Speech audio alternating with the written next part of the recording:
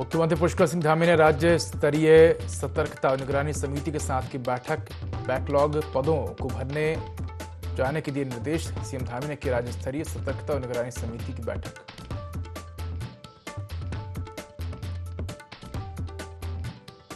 उत्तराखंड उपचुनाव में बड़ा उलटफेर। बद्रीनाथ और मंगलूर सीट पर भाजपा को लगा बड़ा झटका। दोनों सीटों में कांग्रेस प्रत्याशियों ने की जीत दर्ज।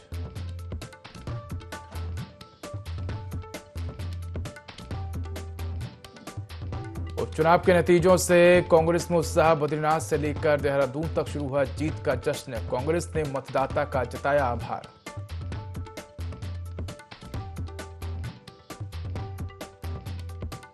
अग्निवीर योजना को लेकर सैनिक कल्याण मंत्री गणेश जोशी ने की प्रेस कॉन्फ्रेंस। योजना को लेकर विपक्ष के आरोपों को बताया निराधार। कहा पैरामिलिट्री फोर्स में 10% आरक्षण के साथ ही फिजिकल और आयु में अग्निवीरों को दी जाएगी छूट।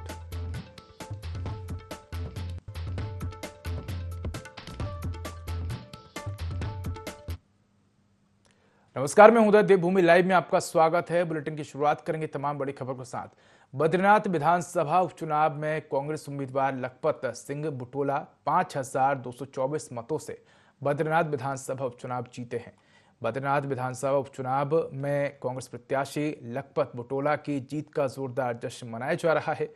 दशौली, जोशीमठ और पोखरी प्रखंड में कांग्रेस कार्यकर्ता जश्न मना रहे हैं। कोपेश्वर बस स्टैंड सहित जोशीमठ के नटराज चौराहे पर कांग्रेसी जमकर झूमे। रंग गुलाल और आतिशबाजी के साथ कांग्रेस पार्टी के कार्यकर्ता जीत का जश्न मना रहे हैं।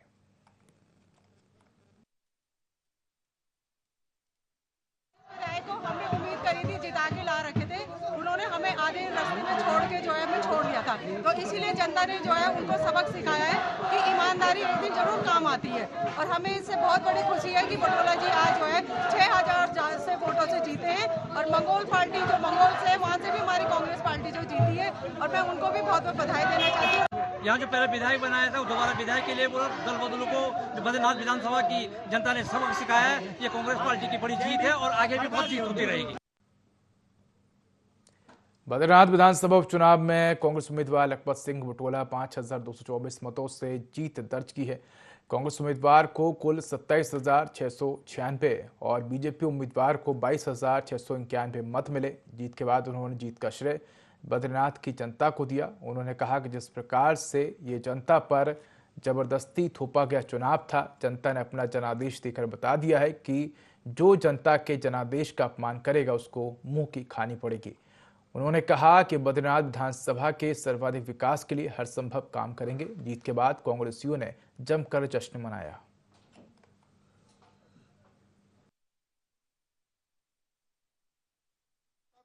अपने कार्यकर्ताओं को, अपने पार्टी के शीर्ष नेतृत्व को, सारे लोग जिन लोगों ने मेरा साथ दिया है, बद्रीनाथ के स्वाभिमान का साथ दिया, बद्रीनाथ की नैतिकता के साथ दिया है, उन तमाम लोगों को इस जीत का श्रेय दिया जाता है। मैं तो निमित्त मात्र था।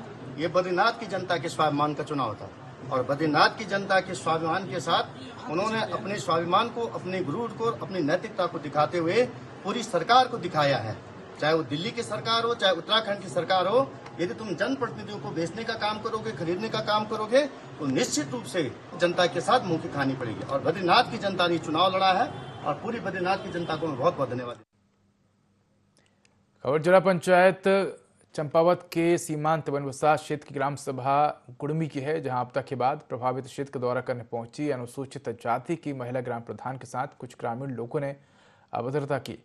ग्रामीणों का कहना है कि जब वे लोग बाढ़ में फंसे हुए थे तो ग्राम प्रधान उनकी मदद को क्यों नहीं आई। इस घटना के वीडियो तेजी से सोशल मीडिया में वायरल हो रहा है, जिसमें देखा जा सकता है कि महिला ग्राम प्रधान के आने पर पहले तो ग्रामवासी ताली बजाकर उनका स्वागत करते हैं, फिर जूते की माला पहनाकर अभद्रता करते हुए जाति सूचक शब्दों का प्रयोग करते हैं।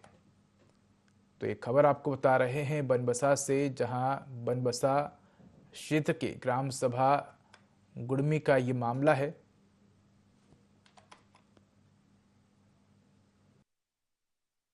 रखी थी बाढ़, जैसे बाढ़ का पानी कम हुआ सर, वैसे ही मैं ग्राम सभा में गई देखने के लिए कि बाढ़ से कितने लोग प्रभावित हो रखे हैं, कितना नुकसान हो रखा है। मैंने कहा एक बार मुआयना करके आती हूँ। तो सर मैं उस जगह में पहुंची तो मतलब मेरे को गाली देना स्टार्ट हो गया। लोगों ने मुझे गाली देनी, ज़्यादा लोग नहीं है, कुछ लोग हैं गांव के लोग, पीछे से कुछ लोग बोल रहे हैं मत करो परेशान उनको, वो भी डूबे हैं, पर ये लोग उनको भी गाली दे रहे हैं। मतलब वो लोग नहीं माने, उनकी सोची समझी साजिश थी इन चीज़ों में। ये मेरे को शासन प्रशासन से कॉल आया था कि प्रधान जी खाद्य सामग्री वितरण हो रही है, कृपया आप भी आ जाइए। तो मैं उस आदेश को मैंने फॉलो करते हुए मैं तुरंत पहुंच गई, पर मैं उससे पहले पहुंच गई। मैंने सोचा ग्रामीणों को इकट्ठा करूंगी, खाद्य सामग्री दूंगी, मतलब उतना करने से पहले लोगों ने मुझे गाली देना स्टार्ट कर दिया, मेरे साथ बदतमीजी करनी शुरू कर दी। मेरा मुंह बोल रहे काला करो, इसके मुंह पे काला करो, काली पोतो। उन्होंने जूते चप्पल की माला पहना दी, मेरे को गाली देनी स्टार्ट कर दी सर। इस तरह से किसी महिला का अपमान वो काफ़ी दुखद, हमारे लिए ये दुखदायी है वो है। और ऐसे जो जिन लोगों ने उनके साथ इस तरह का दुर्व्यवहार किया है, उन लोगों को जो है कड़ी से कड़ी सज़ा मिलनी चाहिए, क्योंकि ये एक पंचायत प्रतिनिधि का अपमान है। और प्रधान जो गांव का प्रथम व्यक्ति होता है, और उनका दोष इतना ही था कि वो समय पर जो राहत राशि वहाँ पर जो खाद्य सामग्री प्रशासन द्वारा बांटी जा रही थी, तो वो थोड़ा सा लेट वहाँ पर पहुँची, क्योंकि वो खुद बीमार थी, उनके घर में आपदा आई है। प्रधान जी जितेंद्र राणा जी के साथ जो अन्याय हुआ है, जो गाँव वालों ने उनके साथ अवस्था की है, ये बहुत निंदनीय है। हम प्रशासन से गुहार करते हैं कि सभी प्रधानों को न्याय मिलना चाहिए। ये प्रधान जी के साथ जो हो रहा है ये बहुत गलत है, क्योंकि सभी प्रधान अपने क्षेत्रों में बराबर बने हुए हैं और अपनी समस्या यहाँ पे तहसील में हम लोग बता रहे हैं शासन प्रशासन को, और हम लोग बार बार अनुरोध भी कर रहे हैं कि समस्या का समाधान किया जा सके। एम्स ऋषिकेश में urology cancer social awareness programme का आयोजन हुआ, जिससे मुख्य अतिथि उत्तराखंड के राज्यपाल गुरमीत सिंह पहुंचे। एम्स के डायरेक्टर मीनू सिंह और डीन जया चतुर्वेदी ने राज्यपाल का कार्यक्रम में स्वागत किया। राज्यपाल ने आशा और उपचार नाम की किताब का विमोचन भी किया। मौके पर राज्यपाल ने कहा कि देश में लगातार एम्स की संख्या बढ़ रही है, जिससे रोगियों को इलाज में आसानी हो रही है। आयुष्मान कार्ड की वजह से रोगियों को इलाज कराना अब और भी ज़्यादा आसान हो गया है।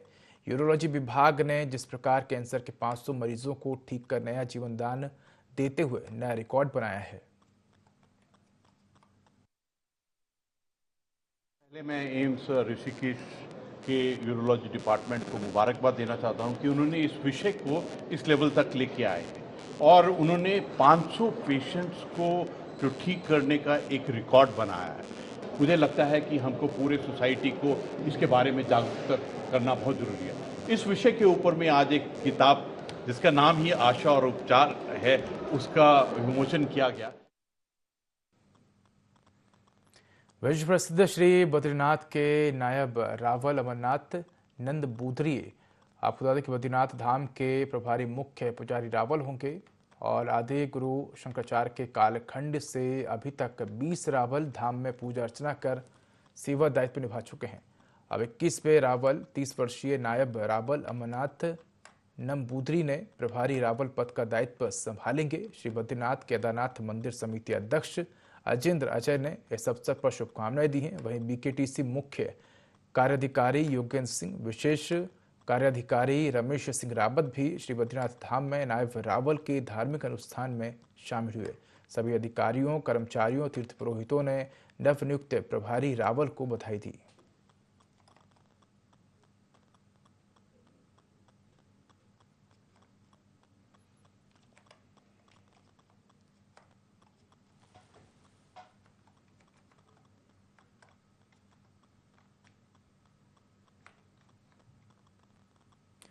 चलिए तो रुक करते हैं अगली खबर का, जहां आपको बता दें कि लोकसभा चुनाव में प्रदेश की सभी सीटों पर मिली हार के बाद कांग्रेस हार के कारणों की समीक्षा करेगी। कांग्रेस प्रदेश अध्यक्ष करण महारा ने बताया कि हाईकमान की ओर से गठित फैक्ट फाइंडिंग कमेटी के सदस्य पूर्व सांसद पीएल पुनिया और सांसद रजनी पाटिल 18 से 20 जुलाई तक 3 दिवसीय उत्तराखंड का दौरा करेंगी। साथ ही कांग्रेस नेताओं और पदाधिकारियों से बैठक कर फीडबैक लेंगे। तारीख को वो प्रातः 11:30 बजे से बैठकें लेंगी। 19 तारीख को पूरी शाम तक बैठक लेंगी।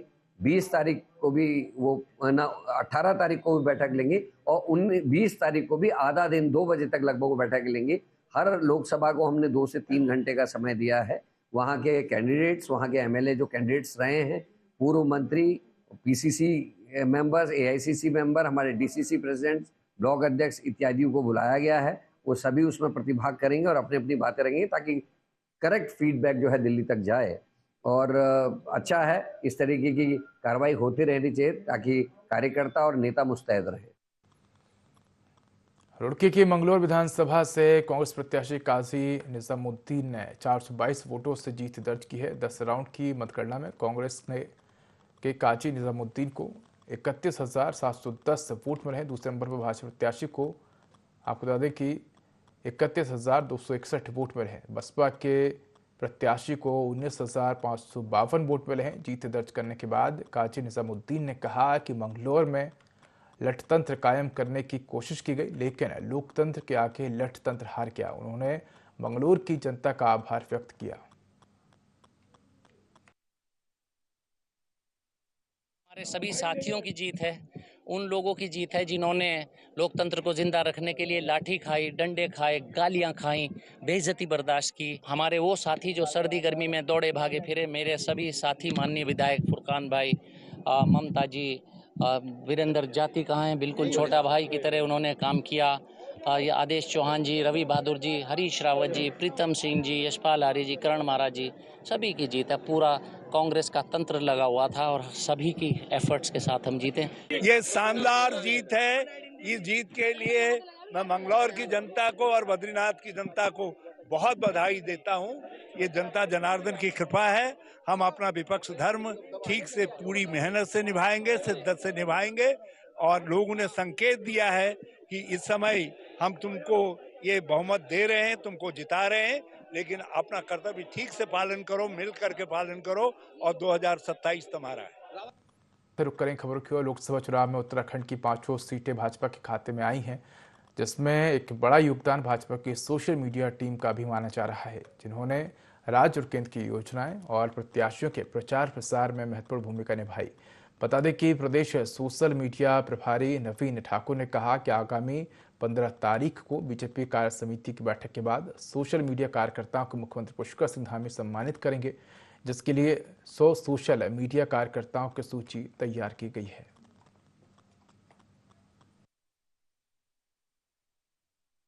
वो हमारी जो है प्रदेश कार्य समिति है ग्राफिक में ऑडिटोरियम में, उसके तुरंत बाद जो है एक हफ्ते के अंदर 20-22 तारीख तक जो है संभवतः, जैसे माननीय मुख्यमंत्री जी हमें समय देंगे, ये कार्यकर्ता सम्मान समारोह का आयोजन किया जाएगा।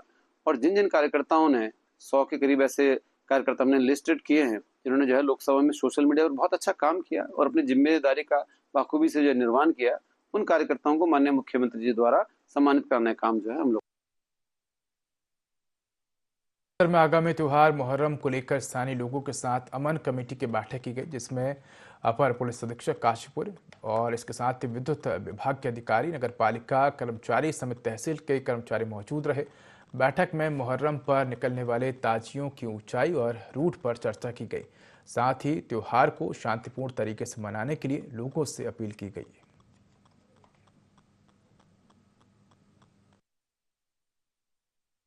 इस तरह की मीटिंगें की जाती हैं जिसमें शांति समिति के लोग और जो त्यौहार से जुड़े हुए लोग हैं उनको मनाया जाता है, बुला करके बैठक की जाती है, जिससे कि अगर कोई समस्या रही है विगत वर्षों में या वर्तमान में कोई ऐसी परिस्थितियों में चेंजिंग आई है तो हमारे संज्ञान में आ सके।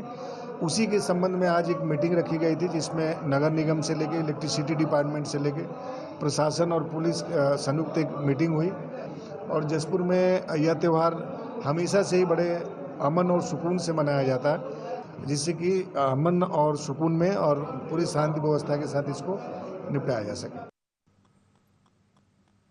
लोहाघाट नगर पालिका के निवर्तमान पालिका अध्यक्ष गोविंद वर्मा ने निर्माण कार्यों की गुणवत्ता पर सवाल उठाए हैं। गोविंद वर्मा ने कहा कि टनकपुर घाट ऑल वेदर रोड में एनएच विभाग ने खतरनाक पहाड़ियों को चिन्हित कर करोड़ों रुपए की लागत से पहाड़ी ट्रीटमेंट का कार्य किया था, ताकि बरसात में मलबा ना आ सके और यातायात सुचारू रहे। लेकिन पहाड़ी ट्रीटमेंट का कार्य एक बारिश भी नहीं झेल पाया, जबकि कार्य अप्रैल माह में करवाया गया था। उन्होंने पहाड़ी ट्रीटमेंट कार्य की जांच की मांग की है। साथ ही एनएच के अधिकारियों से जल्द बंद पड़ी नालियों को खोलने की मांग की है।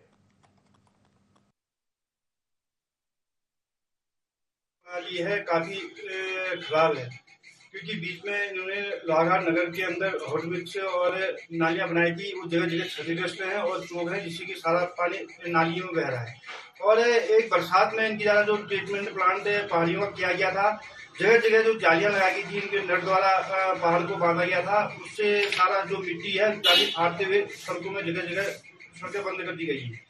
और जिससे आम जनता में काफी चर्चाएं हैं कि जो कि इनकी कार्य प्रणाली है और जो गुणवत्ता है, गुणवत्ताहीन कार्य किया जा रहा है, जिससे आम जनता को इससे काफी परेशानी हो रही है और सरकारी धन का दुरुपयोग किया जा रहा है।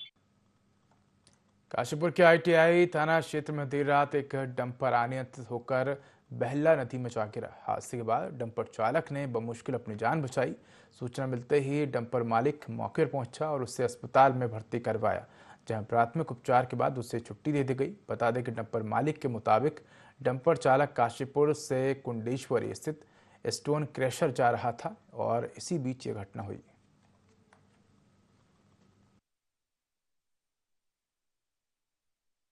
गाड़ी ये काशीपुर से आ रही थी, कुंडेश्वरी स्टोन क्रशर जा रही थी। उसी बुझ ITI से आगे बहला नदी का पुल पड़ता है, वहां पर बहला नदी के पुल पे एक कैंटर वाले ने ओवरटेक किया, जिस कारण मेरी गाड़ी पुल के नीचे जा गिरी। उसके थोड़ी मामूली चोट आई थी और मैंने रात में उपचार के लिए उसे स्पर्श हॉस्पिटल में भेजा था काशीपुर।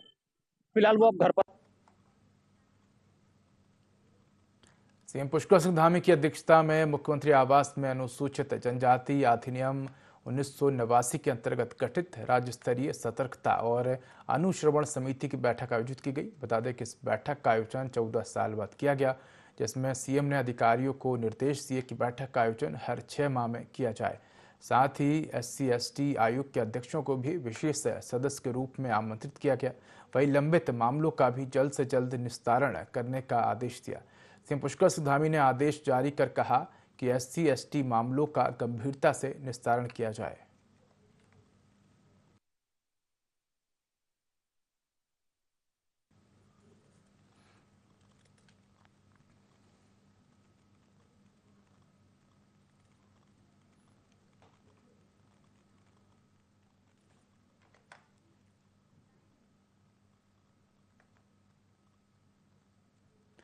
रुड़की के ढंडेरा की राजविहार कॉलोनी में नाली के चैम्बर को लेकर विवाद हो गया। विवाद में एक पक्ष ने दूसरे पक्ष पर जाति सूचक शब्द और घर में घुसकर मारपीट करने का आरोप लगाया है। वहीं पुलिस ने SC/ST एक्ट के तहत मुकदमा दर्ज कर जांच शुरू कर दी है। साथ ही दूसरे पक्ष की ओर से भी क्रॉस रिपोर्ट दर्ज कराई गई है। बता दें कि पूरी घटना CCTV में कैद हो चुकी है, जिसके आधार पर पुलिस मामले की जाँच पड़ताल कर रही है।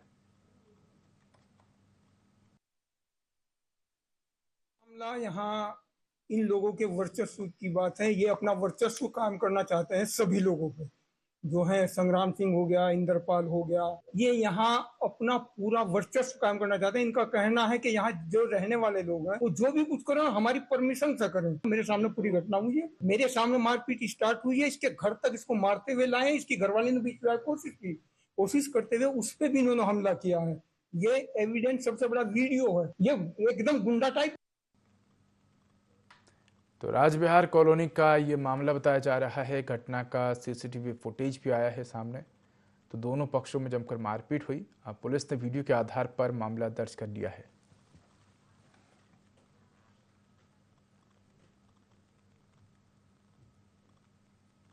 जोशीमठ जोगीधारा के निकट अवरुद्ध बद्रीनाथ राष्ट्रीय राजमार्ग यातायात के लिए सुचारू हो गया है।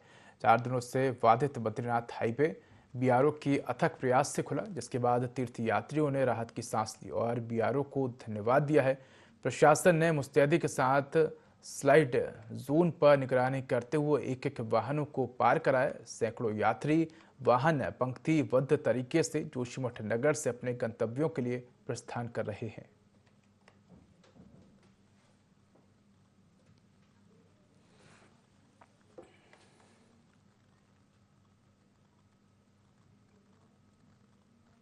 जोशीमठ में TCP चुंगीधार के समीप 66 kV की विद्युत लाइन क्षतिग्रस्त होने के कारण जोशीमठ नगर क्षेत्र सहित अलकनंदा, धोली, गंगा घाटी में पिछले 2 दिनों से अंधेरा छाया हुआ है।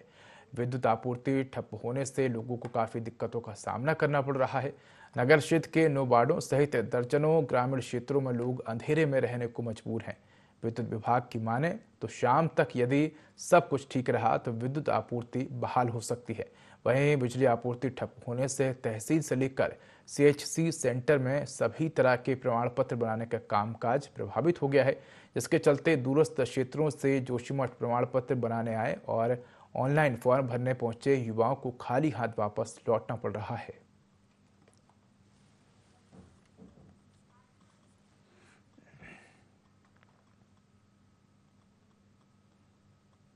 बाढ़ पीड़ितों को बिना किसी राजनीतिक दबाव के मुआवजा दिए जाने को लेकर नगरपालिका अध्यक्ष ने प्रधानमंत्री आवास योजना और सड़क निर्माण कार्य में घोटाला किए जाने का आरोप लगाया है। साथ ही नगरपालिका के नामित सभासद ने जिलाधिकारी को ज्ञापन सौंपा और मामले की निष्पक्ष जांच कराए जाने की मांग की है।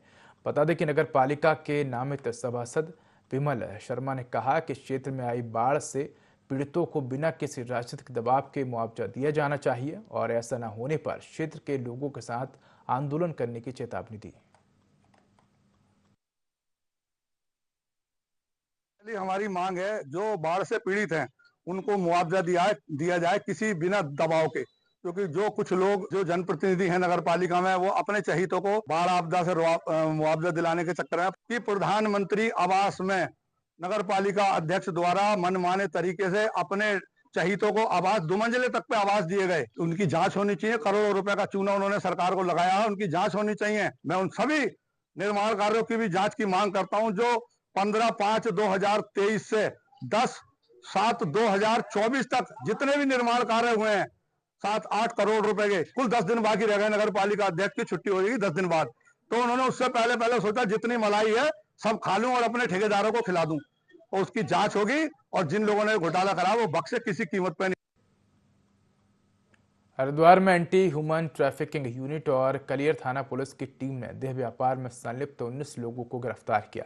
मौके से आपत्तिजनक सामग्री भी बरामद हुई है। पुलिस ने गिरोह चलाने वाले सरगना मुस्तफा को भी गिरफ्तार किया है। एसपी देहात स्वप्न किशोर सिंह ने बताया कि पुलिस और AHTU को सूचना मिली थी कि कलियर थाना क्षेत्र में अनैतिक व्यापार धड़ल्ले से जारी है। सूचना पर एक गेस्ट हाउस में छापेमारी की गई और मौके से 8 महिलाओं और 11 पुरुषों को मिलाकर 19 लोगों को गिरफ्तार किया गया।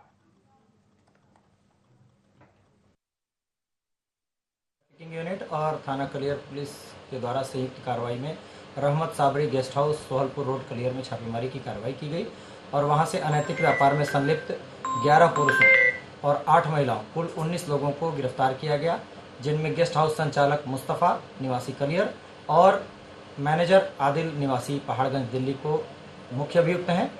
इनके विरुद्ध अंतर्गत धारा 3, 4, 5, 6, 7 ITP एक्ट, 17/18 पोक्सो एक्ट और 144 भारतीय न्याय संहिता के अंतर्गत अभियोग पंजीकृत किया गया है और सभी का चालान माननीय न्यायालय किया जा रहा है। मुख्य अभियुक्त मुस्तफ़ा के विरुद्ध पूर्व में भी 3 ITP एक्ट के अभियोग पंजीकृत हैं और ये गुंडा एक्ट में पूर्व में चालान इसका हो चुका है।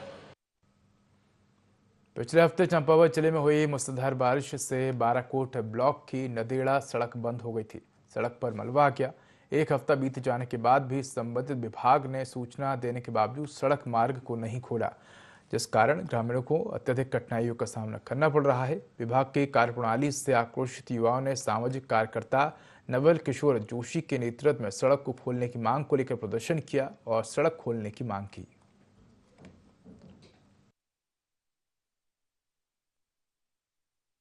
यहाँ हुई थी भयंकर बारिश और अभी तक देखो ये मलबा 4-5 दिन से पूरा मौसम बढ़िया हो रखा है, लेकिन प्रशासन के कानों में जू तक नहीं रहेंगी है। 60-70 परिवार इस ग्राम में रह रहे हैं। किसी को कोई बीमार हो रहा है, डोली के सहारे ले जा रहे हैं, कोई कैसे जा रहा है, ना किसी के वाहन जा रहे हैं। तो अभी तक इसका सफाई का कुछ नहीं हुआ है और जहाँ मलबा तक नहीं आया वहाँ JCB भेज रहे हैं। पता नहीं कब प्रशासन को होश आएगा। और यहाँ देखो, अगर यहाँ कोई दुर्घटना होगी, कोई गिर गया, उसका कौन जिम्मेदार देगा? उस टाइम तो तुम कहोगे तुम्हारी लापरवाही है। अभी कहाँ है प्रशासन? तो फिलहाल इस वीडियो में इतना ही। खबरों के अधिक अपडेट के लिए देखते रहिए ID24। नमस्कार।